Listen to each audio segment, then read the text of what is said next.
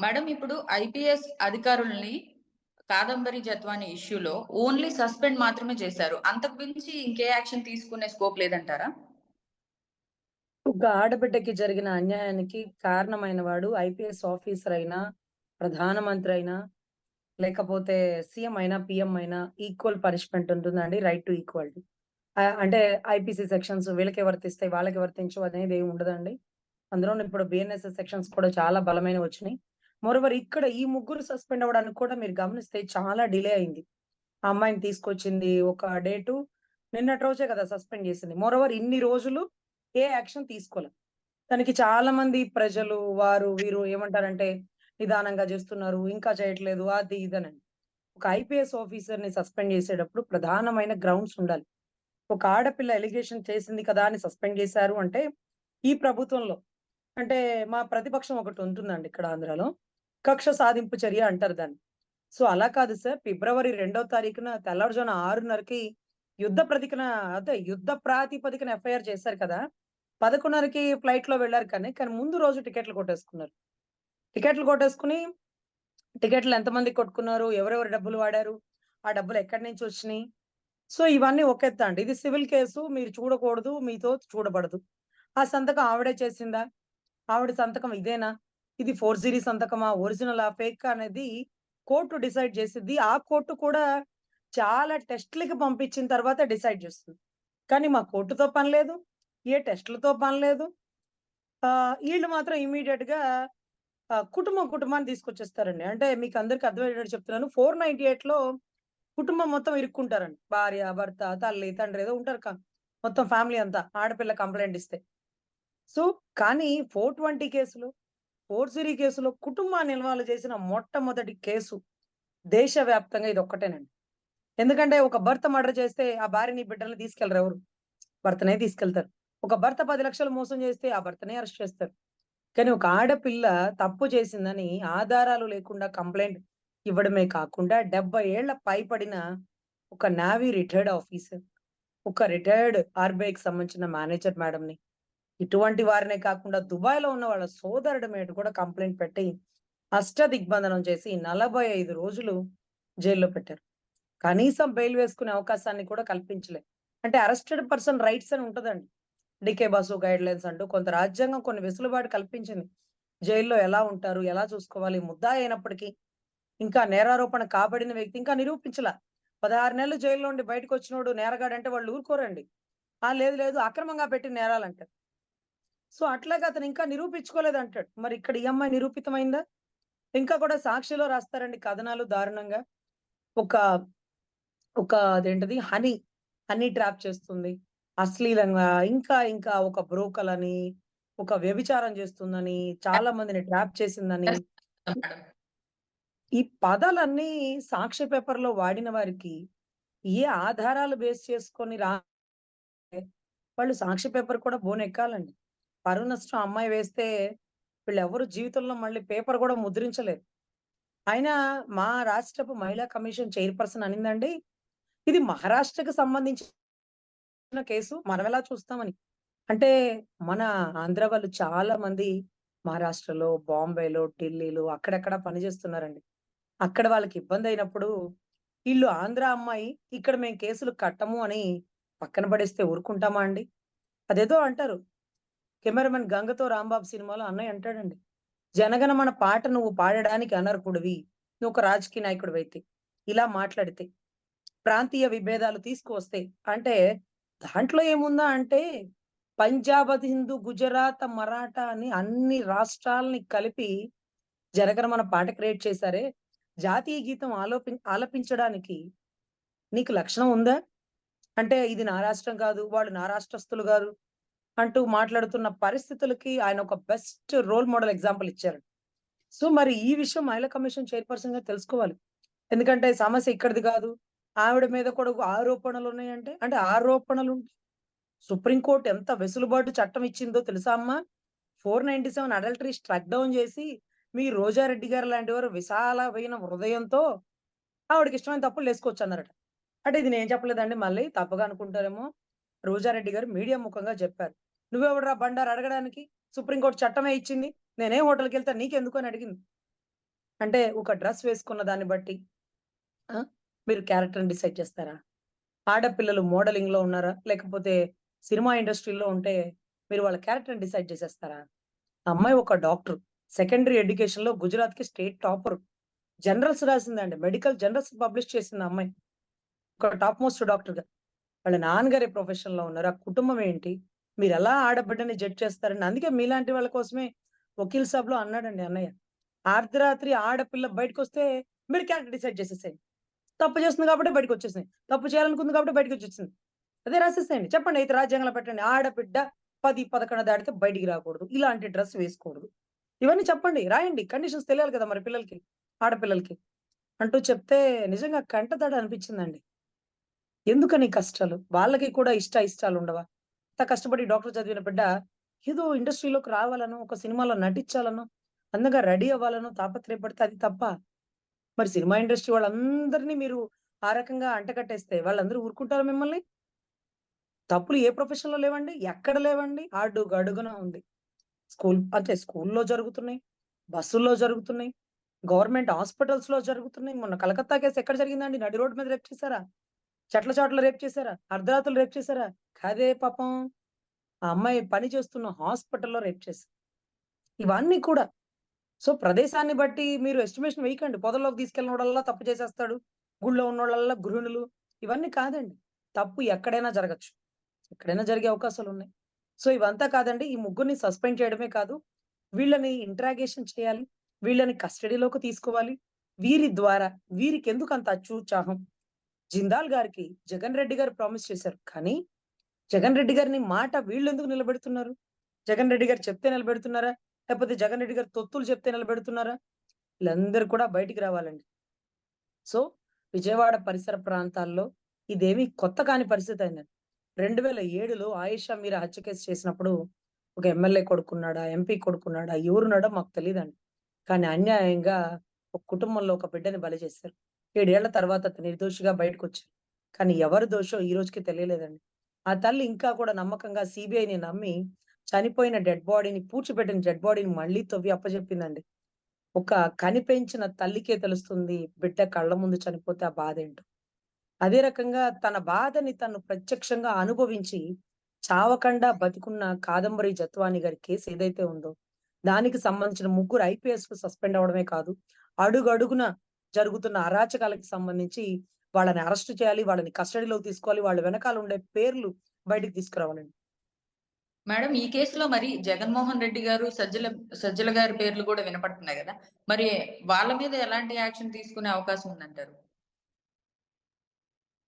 వారి మీద, వీరి మీదని కాదండి. ఇది తీగ లాగారు, డొంక కదులుతుంది. మోరోవర్ ఎవరెవరుంటే వారి మీద కూడా అదే పనిష్మెంట్ అండి. దీంట్లో కీలకమైన అంశం ఏంటంటే హోమ్ మినిస్టర్.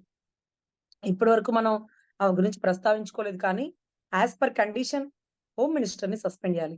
హోమ్ మినిస్టర్‌ని కస్టడీలోకి తీసుకోవాలి. ఇవి కూడా ఉందండి. ఇంత గొప్ప ఘటన జరిగినప్పుడు నీ ఆదేశం, నీ సందేశం లేకుండా జరుగుతుందా? నాదే ఉంది సార్. నేను డమ్మీని సజ్జల గారు ఆడిస్తే ఆడతానంటే, చెప్పండమ్మా. మిమ్మల్ని అరెస్ట్ చేసినప్పుడు మీరు ఆయన పేరు చెప్పండి. ఆయన నాకేంటి సార్ జగన్ గారు జిందాల్ గారికి మాటిచ్చారు కాబట్టి నేను చేస్తున్నానంటారు. సో, అప్పుడు జగన్ గారిని, జిందాల్ గారిని ఎత్తండి. చెప్తారు కదా! ఆయన లండన్‌లో ఉన్నప్పుడు చంద్రబాబు గారిని ఎత్తారన్నారు. లేని ఎఫ్ఐఆర్‌లు ఏ37గా క్రియేట్ చేసి ఆధారాలు చూపించకుండా 74 ఏళ్ల వయసు గల వ్యక్తిని 52 రోజులు కస్టడీలోకి తీసుకున్నటువంటి పరిస్థితి గత ప్రభుత్వంలో పోలీస్ వ్యవస్థ అండి. చేతిలో ఆయుధం కూడా లేకుండా అంగళ్ళ కేసులో 307 attempt to murder section case కట్టినటువంటి చరిత్ర అండి. కోడికత్తి గాయంలో ఒక దళితుడిని ఇబ్బంది పెట్టి 5, 6 ఏళ్లు జడుస్తున్న కేసులండి. వివేకానంద రెడ్డి గారి కేసులో దోషులు దొరుకుతున్నా అక్కడి నుంచి ముందుకు కదలనటువంటి వ్యవస్థలండి. సో, వీటన్నిటిని దారుణం ఏంటంటే గులకరాయి కేసండి. క్రాంతిరామ్ టాటా ఎలాంటి వాడనేది ఒక్కసారి అంచనా వేస్తే గులకరాయి గురి చూసి కొట్టినటువంటి ఒడ్డెర కమ్యూనిటీ బిడ్డ. మట్టి పిసుక్కునే వాళ్ళ మీద అటెంప్ట్ టు మర్డర్ సెక్షన్ కట్టి బలవంతంగా ఒప్పించే ప్రయత్నం చేశారని బెయిల్ తీసుకొని బయటికి రాగానే ఆ బిడ్డ ధైర్యంగా చెప్పాడు. ఆ బిడ్డకున్న ధైర్యం రాజకీయాల్లో చాలా మందికి కూడా లేకపోవచ్చేమో అనిపించిందండి. మళ్ళీ బయటకొస్తే చంపేస్తారని తెలిసినా గాని చెయ్యని నింద నా మీద వేస్తున్నారు. నేను రాయి విసరలేదు. నేను ఆ పరిసర ప్రాంతాల్లో లేను. పోలీసులు నన్ను 4, 5 స్టేషన్‌లు తిప్పి, రాత్రి నుంచి తెల్లారుజామున వరకు తిప్పి, తెల్లారుజామున నాతో ఒప్పించి నన్ను అరెస్ట్ చేపిచ్చారు.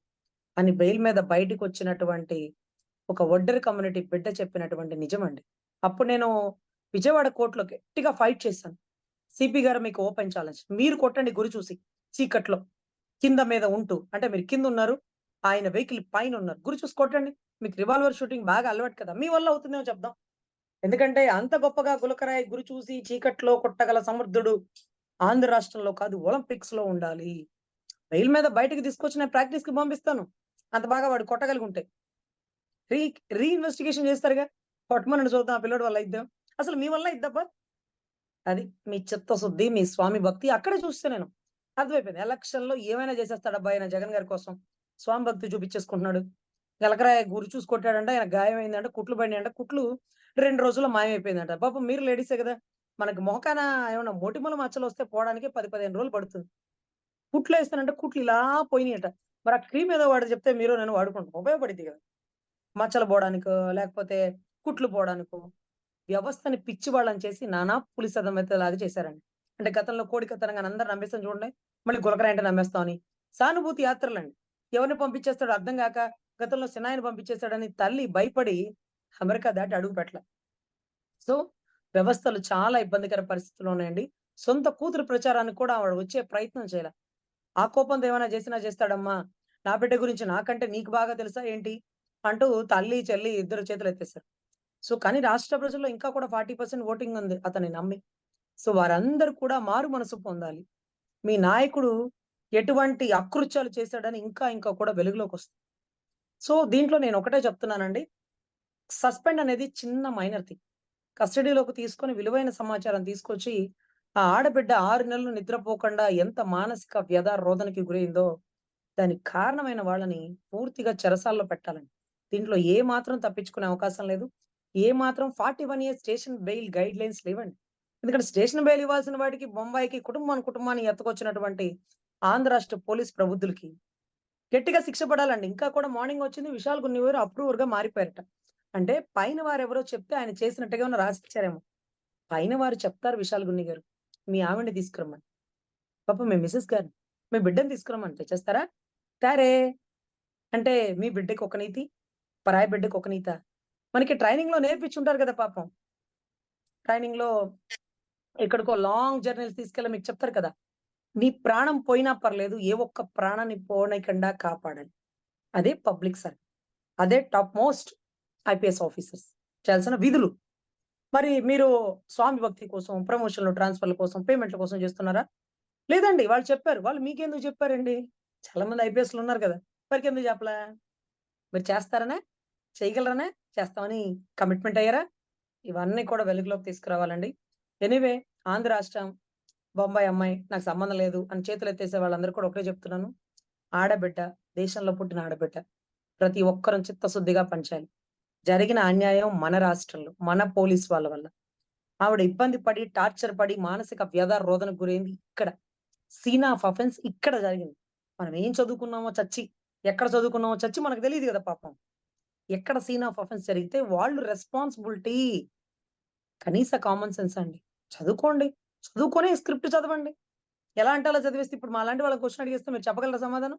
అవుతదా మీ వల్ల? పక్క రాష్ట్రంది నాకెందుకండి? ఆరోపణలుంటే నేను మాట్లాడనండి. ఎవరు ఆరోపణలు? ఒక బ్రోకల్ వ్యభిచారం చేసే ఆడబిడ్డనైనా సరే నువ్వు కాపాడాలి. వ్యభిచారం చేసి. అది వాళ్ళ వృత్తి. తప్పు కాదనింది కదా పాపం. ఆడబిడ్డ వ్యక్తిగత స్వేచ్ఛ ఉందని కదా సుప్రీం కోర్టు. నువ్వు కాపాడాలి.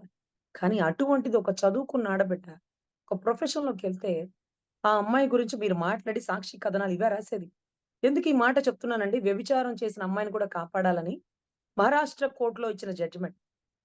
ఒక వ్యభిచారి స్టేషన్‌లో అంటే కోర్ట్ బోన్ ఎక్కిచ్చారు. వీళ్ళు పలానా దాంట్లో వ్యభిచారం చేస్తున్నారండి. బాంబే రెడ్ లైట్ ఏరియాలో ఇక్కడ మనకి ఎక్కడ దొరికారని చెప్తే, ఒక ఎస్ఐ అట ఆవిడ నడుము పట్టుకొని నెట్టాడంట. నడుము పట్టుకొని గిల్లాడట. ఆమెను పట్టుకొని ఇబ్బంది పెట్టాడట. చాలా చోట్ల ఇబ్బంది పెట్టాడట. అయితే ఆ పోలీస్ ఆఫీసర్ చెప్తున్నాడు, "సార్ ఆవిడ బ్రోకల్ సార్. వ్యభిచారం చేసే ఆడదని." Shut up your mouth. వ్యభిచారం చేసిన ఆడబిడ్డైనా ఆవిడకిష్టం లేకుండా నువ్వు తాకూడదు. ఆమెను ఇబ్బంది పెట్టకూడదు. ఆవిడ కంప్లెయింట్ ఇస్తే నోరు మూసుకొని రాసుకోవాలి. ఏ ఆవిడ కంప్లెయింట్ ఇవ్వలేదా? ఎస్ఐ గారు ఎక్కడంటే అక్కడ టచ్ చేసి నన్ను ఇబ్బంది పెడుతున్నారంటూ కంప్లెయింట్ ఇస్తే ఆవిడ వ్యభిచారం నువ్వు కంప్లెయింట్ తీసుకోవా? ఏ? వ్యభిచారైనా కంప్లెయింట్ తీసుకోవాలి. అది ఆవిడ పర్సనల్ థింగ్. నువ్వెలా తప్పు చేస్తావు? ఆవిడ వ్యభిచారి కదా! నువ్వు తప్పు చేస్తావా? ఆవిడకి ఇష్టమై వాడినెవరినో పిలిపించుకుందేమో. ఆవిడకి ఇష్టం లేదు నువ్వు తాకడం నేను ప్రశ్నిస్తుంది. నోరు మూసుకొని ఎఫ్ఐఆర్ కట్టండి అంటూ ఆ ఎస్ఐని అప్పట్లో బాగా గొప్పగా పనిష్మెంట్ వేశారండి. సస్పెండ్ చేశారండి. అరెస్ట్ కూడా చేశారండి. అంటే గట్టి జడ్జిమెంట్లు రావాలి కదా! గొప్పగా. ఇలాంటి వాళ్ళకి కనువిప్పు అవ్వాలి కదా! సో, ఇవన్నీ చాలా ఉన్నాయండి. Shaikh Abdul Aziz versus union of India అంటూ 497 అడల్టరీ స్ట్రక్ డౌన్‌కి ముందు వచ్చినటువంటి అద్భుతమైన జడ్జిమెంట్‌లండి. మోరోవర్ వీళ్ళు సస్పెండ్ అవ్వడమే కాదు, అరెస్ట్ అవ్వాలి. బెటర్ ట్రీట్‌మెంట్ ఇచ్చి పాపం ఎన్నో విషయాలు వెలుగులోకి తీసుకురావాలి. ఎనీవే చంద్రబాబు గారికి హ్యాట్స్ ఆఫ్ అండి.